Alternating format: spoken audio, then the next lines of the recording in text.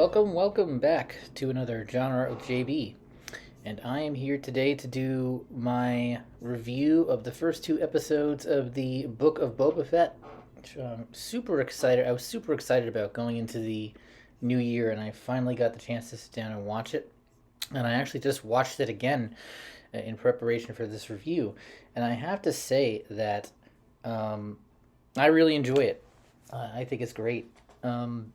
I would put it up there actually above Mando in terms of watchability if we're keeping score. If we're doing the first two episodes of Mando season 1 and we're doing the first two episodes of Book of Boba, I would say that I'm more engaged at this point after watching the first two episodes of the Book of Boba.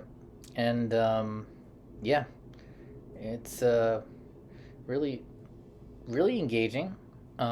The best way I could sum up Book of Boba would be that it's a perfect combination of, you get the tying in of the different elements of the Filoniverse, and you're combining that with the feel of the old school Kevin J. Anderson comics and Star Wars novels that I grew up with.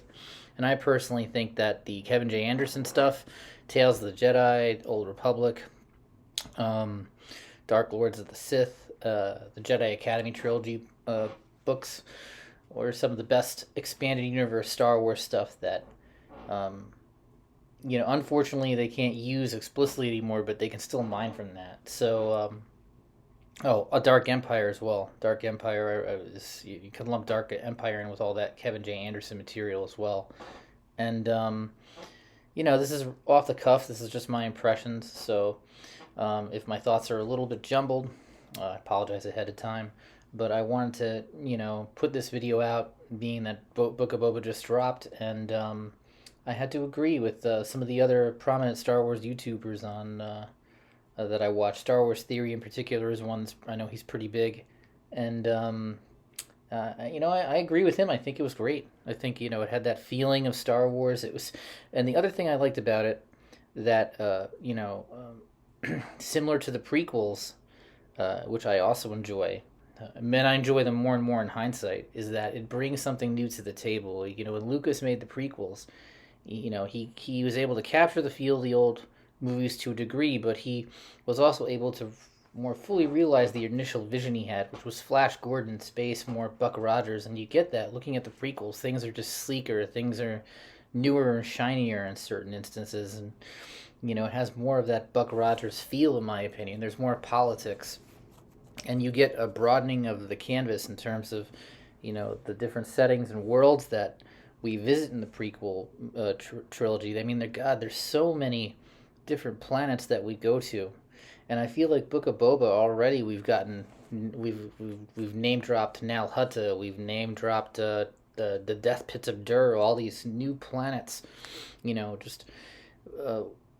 In much the same way the prequels expanded the lore, the mythos of Star Wars, Book of Boba is doing the same thing in my opinion. And, I know I said I put it above Mando right now, but that's not to say I dislike Mando. I love Mando. I thought Mando I'd give it a solid 8.5, 9 out of 10. I mean, as it stands right now, if we take the first two episodes as a whole, I'd give it a 10 out of 10. I think that the first episode for me was an 8 out of 10. And I can see what some people were saying, how it was maybe a little slow, but I like the sort of almost edgier feel, again, bringing a little bit more of that Kevin J. Anderson tone into the Star Wars, that feel you got, for those of you who are my age, when I was 10, the Dark Empire comic books came out, and for those of you who are around my age, you'll remember reading those. It felt like Star Wars, but it felt like a more edgy, darker version, more mature, almost, I don't want to say grown up, but a more edgy, mature version of Star Wars. Edgy would be the best word I would use. And I get that sort of vibe from Book of Boba. I mean,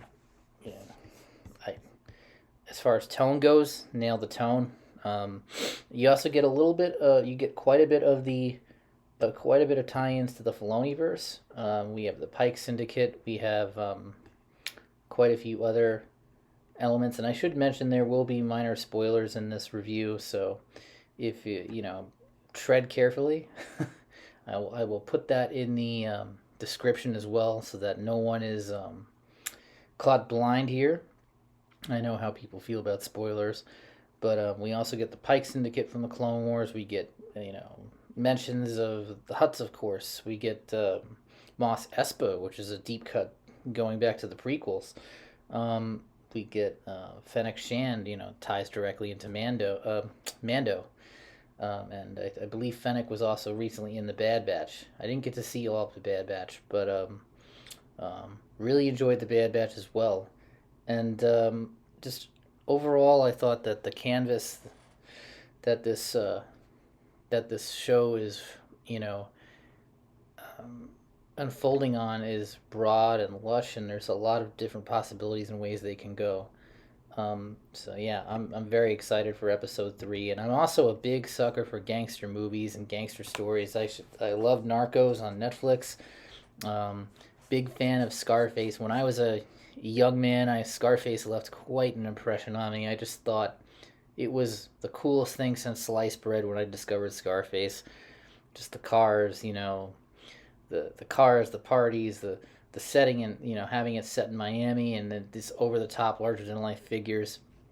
And I'm sure you're going to get a little bit of that in Book of Boba, but also I'm getting even more than Scarface Godfather vibes. Like they're, when you see them at the table, all the crime lords in that episode 3 rather, preview, you get the sense that they're going to bring a little bit more of that flavor into it. And I know Coppola was friends with Lucas, and I'm sure that I don't know if he's involved or if he's consulted at all, but I'm sure that the Lucasfilm was reached out, but good luck trying to pin him down at this point. I mean, the guy does what he wants. He's made his career, and I'm sure he's a very in demand guy. But if they can get him, if they can get him as a consultant, I would say, go for it. That would have been my go-to. Is I would have gone to Scorsese or Coppola and been like, how would you construct this sort of underworld narrative? But yeah, my consensus so far: episode 1, 8 out of 10; episode 2, 10 out of 10; and overall, I'd have to say the series so far, I'd give it a 9 out of 10. Again, that can change, but as it stands right now, really, really excited to see what these creators have in store. I'm generally a pretty big fan of Dave Filoni. Some stuff he's done where I'm not quite as crazy about it, but like the Clone Wars movie was okay. The first few seasons of the Clone Wars are a little bit more, how should I say, they take a little bit longer to get going. But and Rebels was, I have to give Rebels a rewatch. But overall, I'm generally a fan of the output Filoni's had, and I think he should be the guy that running the ship, frankly, over there. Him and Favreau, both together as a team, seem to really know what they're doing with these characters. And I would tap old, legacy creators. I would get Kevin J. Anderson back in there. I would get was it Drew Carpathian? Get him back in there. I mean, Drew Carpathian's another guy who had great material, and also this kind of reminds me of the material Drew Carpathian put out. I mean, again, being that it's a little bit more edgy, kind of reminds me of the Darth Bane series a little bit.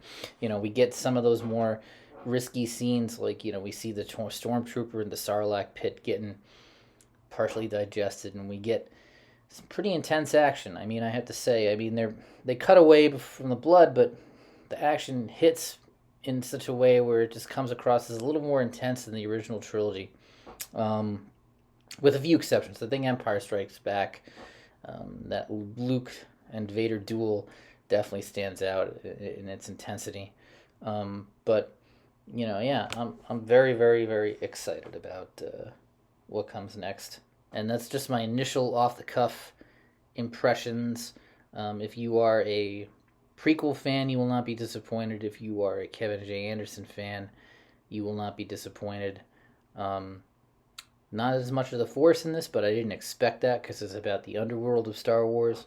I think we're going to get a lot of the Force-centric lore covered in Ahsoka and in future seasons of Mando, being that the Mandalorians themselves tie into the Jedi. And we're coming up on time for this video, but I want to wish you guys a lovely day, a lovely evening, and I'll see you when I see you. All right, thanks. Take care.